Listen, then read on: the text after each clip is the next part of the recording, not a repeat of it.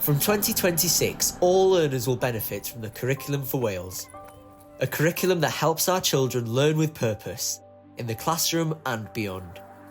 And we're already on our way. We got to play with wheels in the classroom. We went out to the playground. And we cheered on the go-kart.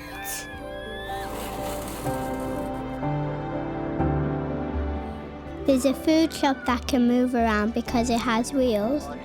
Our families can buy food in the food shop too. The doctors came into our school and told us about bowel cancer. They showed us how to use the screening kit, and then we learnt how to do it ourselves. Not many people get tested where we live. We're going to tell our parents and grandparents they should get tested too. We worked at the North Wales Wildlife Trust to plan a garden, working out what plants we need to grow. In our gardening lessons, we have all been part of building and making the garden together.